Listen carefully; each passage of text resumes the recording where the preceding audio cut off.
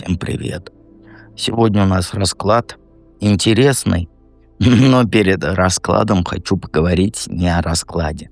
Сегодня у нас на Таро Монара. Это та самая легендарная колода, которая из почти самых первых раскладов Ани. Ну, то есть нейроведьма, да, как вы ее знаете. И мы сидели. Это вот самые первые расклады были. Мы сидели, все непристойно сидели, закрашивали.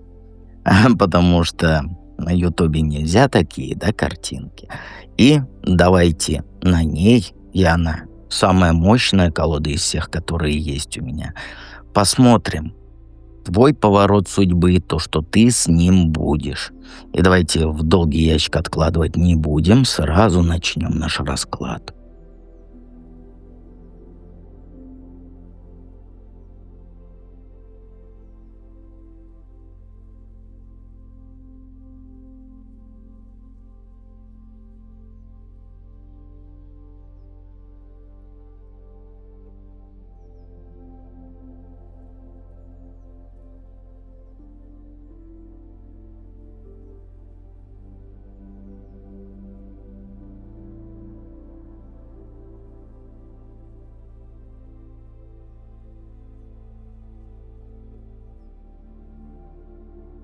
Единички.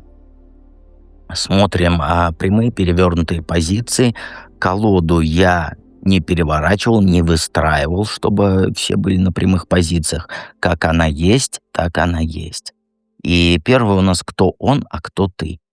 А вы, знаешь, по картам сейчас как два вот этих копателя уставших, да, как два крота уставших, которые вот в разных направлениях копают и даже не видят, что у вас тоннели перпендикулярно параллели.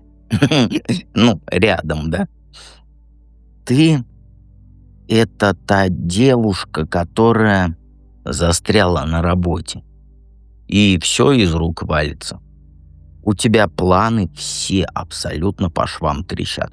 Но ты вид делаешь, что там контролируешь все. А он такой же баран. Ну, упрямый.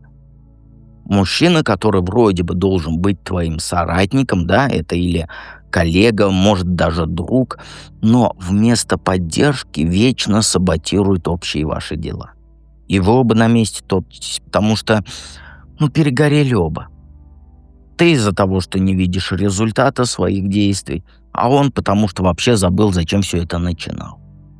Вы знаешь, вы два перфекциониста, я бы назвал вас, которые друг другу мозги выносят. Ты ему, что он ленивая скотина, а он тебе, что ты не умеешь делегировать. Но знаешь, самое смешное в чем? Что вы друг без друга вообще потерялись бы. Ты без его вот этого прагматизма, а он без твоего напора. Проблема в том, что сейчас у вас у обоих позиция такая: «Я сам все сделаю, отстаньте». Как и у него, так и у тебя. И вот эта гордыня, она вас разъединяет. Ты не готова признать, что тоже ошибаешься, а он не может перестать винить тебя в общих провалах. Но вы одной связью, вы связаны одной целью. Хотя сейчас эта цель кажется для вас обоих тупиковой. Что именно сейчас вот вам мешает быть вместе, да, и как это внезапно исчезнет? Ну, знаешь, мешает то, что вы в молчанку поиграете. Ты же по уши влюблена, но ты боишься показаться слабой, вот и прячешь чувства за вот этими претензиями к его работе. А он тоже дубина, вообще не видит твоих эмоций, потому что он зациклен на какой-то своей тайне. Потому что, ну, а тайна простая, тут девушка висит на хвосте. Понимаешь? И вот эта скрытность, вот это ваша стена. Но случится то, что все снесет. Вы в такую ситуацию попадете, где он увидит тебя без защиты. Без вот этой твоей защиты, без вот этого забора твоего. То есть ты как будто расплачешься, что ли, на глазах у всех из-за провала какого-то общего дела. И он будет рядом, и его душу вот перевернет вот этот момент. Он поймет, что ты тоже человек, что ты не робот, поймет, насколько ты ему важна, и вывалит все, что копил, конечно. Эмоции, вот как прорванная плотина, да, вот так же они хлынут. Он признается тебе, обнажит вот эту самую тайну, которая мешала вам сблизиться. И вот эта искренность, вот знаешь, это как бы момент истины. И вот этот момент истины, вот эта ваша искренность, она барьеры с ним. И вы оба перестанете играть в этих роботов, да, и увидите друг в друге просто живых людей. Какой поворот судьбы заставит вас вступить в отношения? Ну, будет, знаешь, вот жестко романтично. Этот мужчина, где вы оказываетесь вот в эпицентре хаоса. То есть что-то срывается, вас обоих, как говорится, ругают. То есть общий проект терпит крах. И вот на этом пепелище он вот возьмет тебя за руки и скажет типа что-то: «Да пошли они все на, давай вместе просто будем». И это не будет какое-то там пафосное, да, это скорее будет срыв после месяцев напряжения. Он покажет свою уязвимость, и ты увидишь, как он на самом деле боится тебя потерять. А дальше все как по накатанной. Вы решите начать что-то с нуля. Но уже не как коллеги, а как друзья. Понимаешь? И он потом предложит уехать куда-нибудь, да, на выходные. И, ну или просто в кафе с тобой посидит, где вы такого наговорите, что вот обратной дороги уже не будет. И вот важно, что инициатива будет за ним. Вот он перестанет вот бояться действовать и просто покажет тебе свою решимость. А ты вместо того, чтобы, как обычно, спорить, ты просто согласишься. Потому что просто поймешь, что единственный шанс это будет, чтобы перестать бегать по кругу друг от друга. А тут все просто, тут даже не надо было трактовать. Давайте перейдем ко второму варианту.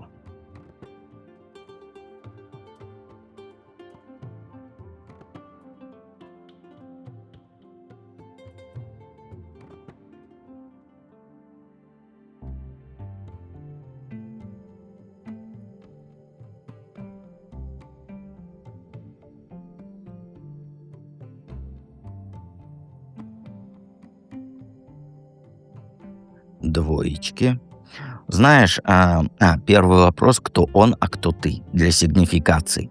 Он, знаешь, он такой мужик, которому просто плевать на твои чувства.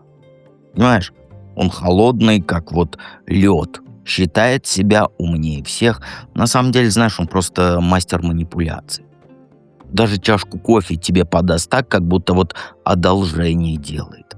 Это не лидер, нет. Это, знаешь, это вот как тюремный надзиратель в пиджаке.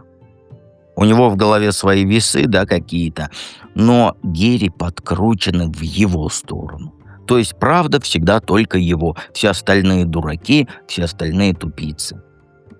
И если ты в его схему не вписываешься, считай, что тебя уже вычеркнули из списка приближенных. Ну а ты, как сказать, ты вот как лягушка, которую посадили в банку и трясут. Ты говоришь: да я же права, да я же тут, мое слово имеет вес.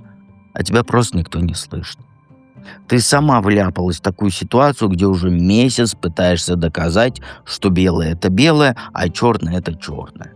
А тебе тычут бумажками с печатями и орут, что это вообще серо-бурмалиновое. Но знаешь, в чем прикол? Ты сама себе врешь. Ты в себе глушишь злость, делаешь вид, что все хорошо, хотя внутри уже чайник подкипает. Ты не жертва, нет. Ты соучастница вот этого цирка. Потому что если бы реально хотела все изменить, давно бы уже послала всех ко мне картошку копать. Но нет. Ты сидишь, киваешь и надеешься, что он там вдруг прозреет. Нет, не прозреет. Пока ты не перестанешь вестись на эти его игры, будет только хуже, сразу говорю. Что сейчас мешает вам вместе быть и как это внезапно исчезнет? Ну, вы два инвалида эмоциональных. Эмоции вы не показывайте. Там ты вот потому, что ты вечно вид делаешь, что тебе ничего не надо, а сама по ночам в подушку ревешь. А он потому, что вообще не способен на нормальную человеческую близость. У вас отношения как вот, как знаешь, вот как магазин, где товара нет. То есть витрины блестят, красивые, вымытые, полы вымыты, а внутри зайдешь, там пустота. И сейчас между вами стена из фальши. Ты боишься показать свою слабость, а он боится, что ты раскусишь вот эти его пошлые манипуляции. Но что будет, его ложь наружу вылезет. Ровно тогда, когда он меньше всего этого будет ждать. Кто-то просто, вот знаешь, вот его грязные секреты прольет на свет. Понимаешь, как вот, как сказать, как ведро помоев выльется. И вот когда маска слетит, ты поймешь, что весь этот его якобы имидж статусного, супер-мачо, холодного и так далее, это просто дешевый театр для тупых людей. Исчезнет это резко. Как вот, как половина, да? В один день все просто вскроется. Его интриги, его подставы, его вот эти игры подковерные двойные. И тогда он окажется не королем, а вот, как говорится, а король-то голый. Понимаешь? Ну а ты либо прозреешь наконец-то и плюнешь на эту мыльную оперу, либо продолжишь в сказки верить. Но шанс будет, главное его не проспать. Какой поворот судьбы заставит вас вступить в отношения? Будет жестко. Тебе придется вот через такое вот, извини меня, дерьмо пройти, что ты 100 раз пожалеешь, что вообще с ним связалась. Ты окажешься в любом случае в полном одиночестве. Все твои вот эти, как сказать, подружки, союзники, вот это все внезапно отвернутся, и планы начнут рушиться. А будущее для тебя как темный лес будет выглядеть. Понимаешь? И ты будешь вот как... Есть же этот, не филателисты, а вот... Я забыл как название, которые не марки копили, да, в СССР, а бабочек. Вот они, вот что-то такое, типа вот слово на филателист похоже, но бабочки. Вот, но не суть. И вот ты будешь как вот бабочка, которую булавкой прикололи к этому альбому, да? То есть беспомощная и растерянная. Вот он тогда появится, проявится, но не как принц, а как вот последняя твоя соломинка.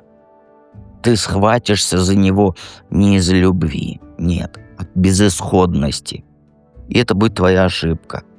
Но случится странное, ты понимаешь, ты увидишь его настоящего, не вот этого фальшивого хама, а человека, который просто тоже устал от своих же собственных игр. И вы просто, знаешь, оба поймете, что все ваши вот эти маски — это полный бред. Наступит тишина. И такая, когда вот врать не надо, притворяться не надо. Вы просто будете молчать и понимать, что друг другу больше, некуда деваться. И это не романтика, нет, это капитуляция. Вы в отношения вступите не потому, что хотите, а потому, что все другие двери захлопнулись. И тогда это станет началом чего-то нового. Не идеального, но зато честного. Понимаешь? Ну, как иначе, выбирать уже не из чего.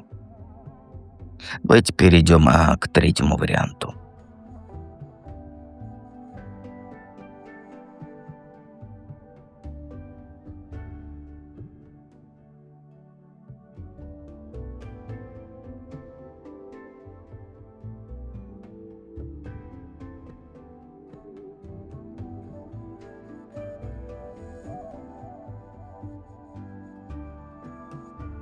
Эх, троечки, троечки. Я думал, вы дьяволята, а вы не дьяволята. Кто он и кто ты? Ты сейчас знаешь, вот, извини меня, плакса со стаканом, который наполовину пуст. У тебя в голове одни вот эти: ой, все пропало, ой, мы все умрем, ой, ничего у меня никогда не получится. Хотя на самом деле ты просто зациклилась на какой-то фигне, которая уже не имеет значения. Бывший сердце сломал, работа не клеится, и ты упрямо вот пялишься на вот это все, вместо того, чтобы, как говорится, заметить, что за вот этим всем стоит целый, как говорится, целая дорога возможностей. А он тот, кто уже все получил. Не потому что везунчик, а потому что он реально пахал. Он, знаешь, как сказать, состоялся. Карьера у него хорошая, репутация твердая. И все при себе, да?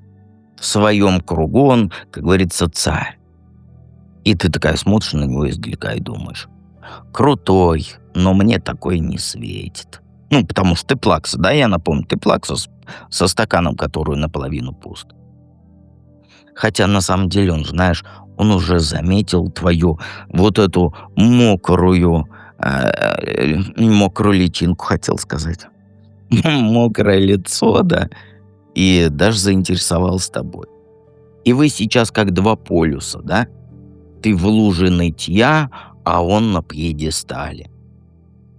Но знаешь, в чем прикол? Ваши дороги все равно пересекутся, потому что его успех — это не случайность, это результат умения видеть возможности там, где ты только проблемы видишь. Что сейчас мешает вам? Извините за голос. Что сейчас мешает вам быть вместе и как это исчезнет? Ну, знаешь, он вот как растаявшее мороженое. Вроде сладкий, вроде хочет быть с тобой, но он вялый, что аж плевать хочется, извините меня за выражение. Понимаешь? И он потом то цветы тебе принесет, то пропадет на неделю. Он будет сам не понимать, чего хочет, а ты уже с ума сходишь, ночи не спишь. Воображаешь ужасы всякие. Вся проблема в том, что он тебя размазывает, как вот масло, растаявшее по хлебу. Не отказать, не признаться. А ты сама себя накручиваешь до истерики. Препятствие — это его инфантильность и твоя паранойя. Но в один день ты просто, как говорится, взвоишь. Скажешь: да пошел ты к деду картошку копать. И перестанешь отвечать на его сообщения. Вот тогда он опомнится, потому что он не злодей, он просто болван, который привык, что его ждут. А когда поймет, что ты больше не сидишь у телефона, у окошка и так далее, его вот эта нерешительность, она испарится. И знаешь, что интересно? Твой отказ в его игры играть, это ему будет как пинок под зад. Он просто внезапно станет взрослым мужиком, а не мямлей. Какой поворот шокирующий заставит вас вступить в отношения? Знаешь, дело в том, что он такой весь из себя вот: я независимый волк-одиночка, еще татушка у него волка есть. Но грянет, как говорится, гром. Либо, как сказать, либо общество, близкие прикажут ему жениться. Ну, это образно говоря, да? Либо вот что-то такое произойдет, когда нужна второй человек. Не знаю, как это объяснить. Он просто осознает, что одному это как в пустыне. И вот это все не будет про «ой, надо бы себе девушку найти». Нет, это будет конкретная встряска. То есть это документы, ответственность, обязательства перед семьей. И его прорвет. Он к тебе с грустным личиком, как говорится, подъедет, да, но не с лапшой, а вот с четким планом. Скажет: а давай мы с тобой вместе будем жить, там, детей растить, на старость копить. А шок в том, что этот вечный холостяк, он внезапно заговорит про совместное, понимаешь, там, про бюджет, про ипотеку, прочая вот эта взрослятина.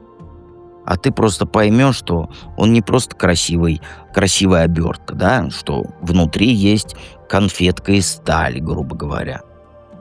Вот тогда вы, как сказать, начнете путь, но не романтично, а вот как будто договорившись. Больше тут мне нечего сказать. Вы просто договоритесь на отношения. Как вот, как сказать, как переговорчики. Подписывайся на канал, жмякай на колокольчик и помни, что я с тобой рядом.